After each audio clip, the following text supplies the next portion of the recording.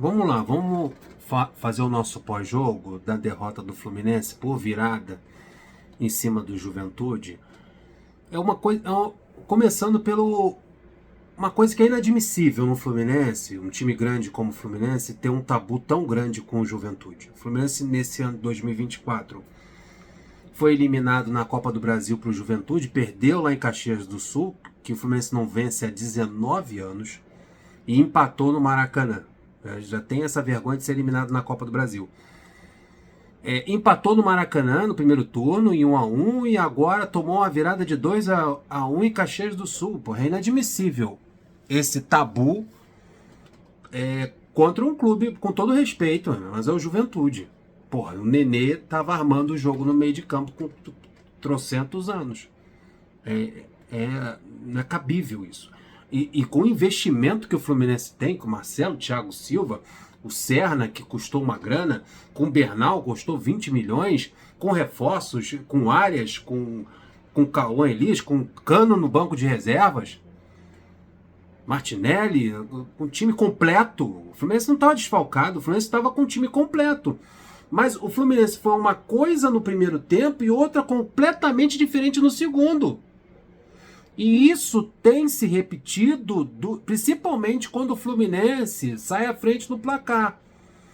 O Mano Menezes ele tem uma postura, quando o time está vencendo, de recuar as linhas e chamar o adversário para o contra-ataque. Só que dessa vez não deu certo. No primeiro tempo, o primeiro tempo que o Fluminense teve o jogo sob o seu controle, o Fluminense foi melhor, o Fluminense propôs o jogo, o Fluminense foi mais perigoso, teve mais chances, o Juventude não conseguiu acertar um chute na meta do Fluminense. O Fluminense fez o gol com um excelente cruzamento do Serna, o Arias no segundo pau fez o gol, beleza, 1-0, o Fluminense dominou o primeiro tempo. O Bernal jogou pra caramba no meio de campo, o Serna fechou os corredores junto com o Arias do outro lado para fechar esse meio de campo. O Fluminense fez umas duas linhas de 4 que o Juventude tocava a bola de um lado para o outro, não conseguia infiltrar. O Fluminense conseguiu arrumar seus contra-ataques e quando saiu para o ataque saiu bem. Primeiro tempo do Fluminense foi muito bom. Cauã Elias deu sequência para as jogadas, todas as ações ofensivas do Cauã Elias no primeiro tempo foram muito boas. O Ganso, até onde que ele teve perna, também organizou o meio de campo. O Fluminense fez um bom... Cara, quem jogou mal no Fluminense no primeiro tempo? Na minha opinião, coletivamente, todo mundo fez um bom jogo no primeiro tempo. Mas no segundo tempo, tem a postura do Mano Menezes que é inadmissível para um clube que investiu tanto, um time que gastou tanto, um time que tem jogadores renomados, que tem jogadores de alto nível. O Fluminense tem um time completo de alto nível, mano. Você tem Arias, você tem o Serna, você tem os jogadores que eu enumerei aqui. Não é possível o Fluminense ter uma postura tão defensiva no segundo tempo como teve contra o Juventude.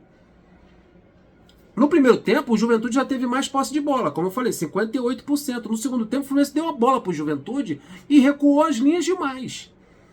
E com 11 minutos, 10 minutos do segundo tempo, o Juventude já tinha colocado uma bola no travessão, o Fábio já tinha salvado uns 2 lances. Era nítido que ia dar ruim. E todo o jogo do Fluminense, principalmente quando o Fluminense sai na frente do placar, o Mano recua o time em excesso. E dessa vez, nas outras vezes que ele fez isso, que ele foi covarde a esse ponto, nas alterações ele acertou. Dessa vez não, dessa vez ele errou nas alterações. As alterações que ele fez deu errado. E eu vou citar quais são as alterações que ele fez que deu ruim pro Fluminense. Aos 14 minutos ele tira o Marcelo. Ao invés de ele colocar o Fuentes, sai 6 por meia dúzia, né? Sai na medida do possível, né? Sai o Marcelo, entra o Gabriel Fuentes, que é um lateral esquerdo por ali, e ele me coloca o Felipe Melo para fazer dupla com o Thiago Silva e puxa o Thiago Santos para a lateral esquerda, chamando mais ainda o time do Juventude para o campo do Fluminense. E o Juventude martelando em busca do empate, que era natural, muito óbvio de acontecer. O Fluminense sofreu essa pressão nos minutos iniciais do segundo tempo, tá 1-0 pro Fluminense, os caras vão ter que sair. Que não pode você jogar como time pequeno no segundo tempo, como o Fluminense jogou. E você faz uma alteração dessa, você tira um lateral esquerdo para colocar mais um zagueiro. Ah, vai jogar no 4-3, vai jogar no 3-5-2 com 3 zagueiros? Não, para botar o Thiago Santos de lateral esquerdo, você chamou mais ainda o Juventude para explorar aquele lado esquerdo do Fluminense, em cima do Thiago Santos. O Thiago Santos não é lateral, não é ala, ele vai ficar ali como um zagueiro mais defensivo. Aí o Juventude encontrou mais espaço ainda, já não tinha o Marcelo para se preocupar, e tinha um zagueiro fazendo a lateral esquerda. Deu certo no jogo, não quer dizer que vai dar certo no outro, amigo. Já errou nessa alteração aos 14 minutos, com a entrada do Felipe Melo, que entrou mal. Para mim, no segundo gol que o Fluminense sofreu, foi vacilo dele. Naquele gol de cabeça, que o camarada nem precisou saltar, cadê o Felipe Melo? Eu vi ali o cara puxar o Felipe, achei que foi uma falta no Felipe Melo, o árbitro não deu, tinha VAR para ver, mas tinha um buraco ali no meio da zaga. Por que não entrou com o Antônio Carlos? Por que não entrou com o Fuentes já, logo ali na lateral esquerda? Sai o lateral esquerdo, entra outro, mano. E o Fuentes, ele é jogador ofensivo. Aí você já podia utilizar aquele corredor ali. Mas chamou muito o Juventude para dentro do seu campo. A outra alteração que eu achei errado foi o Bernal. Aí o Bernal ter saído. O Bernal estava bem no jogo, chutando de fora da área, defendendo, dando bons passes, invertendo bola. Isso foi aos 17 minutos. Aí você coloca o Nonato, que não tem características tão defensivas assim como o Martinelli, também que estava meio perdido no jogo, e você tira um volante de marcação que fica ali na frente da zaga, chamando mais ainda o Juventude para dentro do seu campo. E o Bernal estava bem. Se era para tirar entre o Bernal e o Martinelli, tira o Martinelli, porra. Tu vai colocar o Nonato, tira o Martinelli. São características diferentes. Você colocou 2 volantes de saída.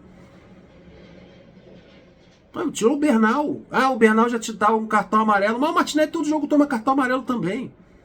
É do jogo. O Thiago Santos estava pendurado, jogou pendurado quase o jogo inteiro. Ele tomou o cartão amarelo no primeiro tempo. E não saiu por causa disso? Não, saiu porque teve câimbras. Então ele errou. Errou em colocar o Thiago Santos na lateral esquerda. E errou ao tirar o Bernal em vez do Martinelli. Aos 17 ele tirou o Ganso e colocou o Lima. O Renato Augusto tem o novo plano de sócio-torcedor do Renato Augusto. Você tem direito a assistir o jogo no banco de reservas. Ele tá bem fisicamente? Se ele tá bem fisicamente, então por que não bota para jogar? Por que não entra? Por que ele tem que assistir o jogo no banco de reservas? Que plano de sócio-torcedor é esse? Que o Renato Augusto... Pra que contratou o Renato Augusto? Pra ir ver jogo dentro do campo? Aí você bota o Lima, que não é meio armador. Aí você... Tava ali, o gol dos caras saiu aos... Anotei aqui, aos 37... 35, o primeiro deles do empate saiu aos 35 e o da virada aos 37. Mas antes disso, ele tira o Ganso e coloca o Lima para reforçar mais ainda essa marcação no meio de campo. Só pode ser isso. Porque o Lima é jogador de características de marcação também. É um dos volantes que sai um pouquinho mais. Mas armar jogo com o Lima não é. Você tira o Ganso, que pensa no jogo, e você coloca o Lima para marcar. Para fechar mais ainda. Postura defensiva, postura covarde. Um lateral esquerdo que é zagueiro e um meia que não é armador, que é mais um para marcar ali no meio de campo, que é a entrada do Lima no lugar do Ganso. E o Renato Augusto assistindo o jogo. Também acho que ele errou nisso aí. O Serna cansado, ele colocou o Keno, ok, mas não resolveu o problema. Aí o Thiago Santos sentiu câimbras e é aí que ele colocou o Fuentes pelo lado esquerdo. Isso aos 33 minutos. Mas logo em seguida, eu vi na coletiva após o jogo, ele culpar a postura do time, a desatenção. O Fluminense tomou uma virada, em 2 minutos o Fluminense tomou uma virada. Mas não foi por causa desses 2 minutos de desatenção que o time tomou a virada do Juventude. O Juventude, desde o primeiro minuto, já merecia fazer o gol de empate e fazer a virada. Já tinha bola no travessão, o Fábio tinha salvado 2 bolas, só tinha dado Juventude até o primeiro gol, o gol de empate dos caras. E o Fluminense aceitando essa pressão, saindo, apostando num contra-ataque inexistente. Porque a pressão estava muito forte, as linhas muito altas do Juventude. Aí aos 35, Juventude empata, o camarada faz um gol sozinho de cabeça, não tinha ninguém por ali. Aos 37, há o gol da virada, 2-1 Juventude. E o Fluminense praticamente não jogou no segundo tempo. Praticamente o Fluminense não esteve dentro de campo. O primeiro tempo do Fluminense foi um, o segundo tempo foi outro completamente diferente. No primeiro tempo foi um time grande jogando bola, com a postura de time grande jogando fora de casa, né? Entrando na área do adversário, fazendo uma marcação forte, 2 linhas de 4, propondo o jogo, até pressionando a saída de bola do Juventude. No segundo tempo, um time todo acuado, que, porra, não é inaceitável para um time que tem os jogadores que tem e o investimento que fez. Principalmente nessa janela. E contra o Juventude. E precisando vencer, porque a situação é complicada. Olha só, lembrando que a gente não pode esquecer isso, que o Juventude jogou no meio de semana. O Fluminense está 13 dias treinando. Há 13 dias sem jogar. Era para o Fluminense estar bem fisicamente, manter a marcação e pressionar o Juventude o segundo tempo todo, mas não foi isso que aconteceu. Parecia que o Juventude não tinha disputado um jogo de uma Copa do Brasil no meio da semana, ser eliminado nos pênaltis para o Corinthians, jogando lá em Itaquera, o Juventude dominou o segundo tempo. É inadmissível isso, um time que ficou 2 semanas sem jogar. Era para estar mais descansado para o jogo.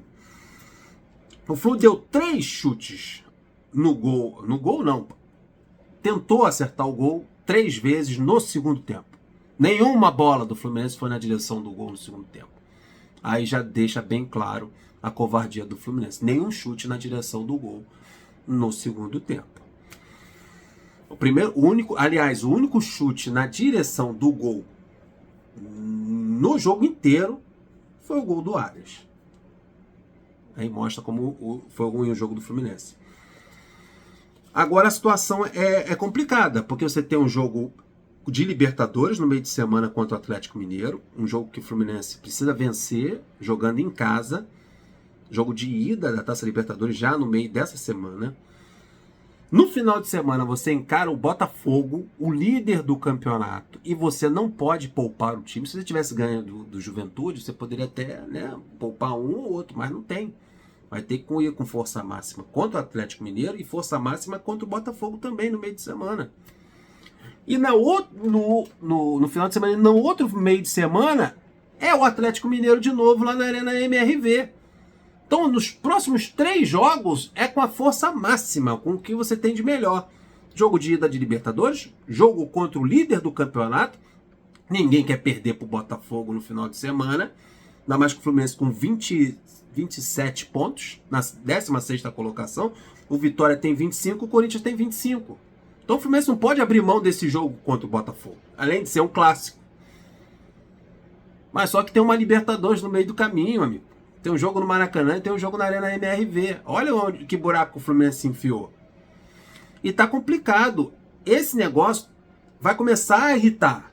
Aí tá chegando lá na irritação, essa postura do Fluminense no segundo tempo de recuar as linhas. É muita covardia para um time grande. Você tá mal acostumado de propor o jogo, ter 60%, 65% de posse de bola, aí sai de um extremo e entra pro outro. Sai de um extremo que o técnico, que era o caso do Fernando Diniz, só queria saber de ataque e a defesa era uma peneira, e ataque, propôs jogo, 65%, 70% de posse de bola, era só ataque. Aí você vai para um treinador que é só defesa. Aí, quando acerta as alterações, beleza, você segura 1-0, 1-0 é 3 pontos. Mas, amigo, e quando você erra as alterações e você toma uma virada, como é que você vai reverter isso? Tem que haver um equilíbrio. Um equilíbrio nisso aí. Pelo investimento, pelos jogadores que chegaram no meio do ano, pelos jogadores que atuaram, não tem como botar a culpa nos desfalques. É postura, é mexida errado e é comando técnico. Erro do mano. É inadmissível jogar o segundo tempo que o Fluminense jogou, principalmente depois do primeiro tempo que fez, que foi muito bom. Tá errado isso aí. Deixa o like, se inscreva no canal, compartilha. Complicou. Flui!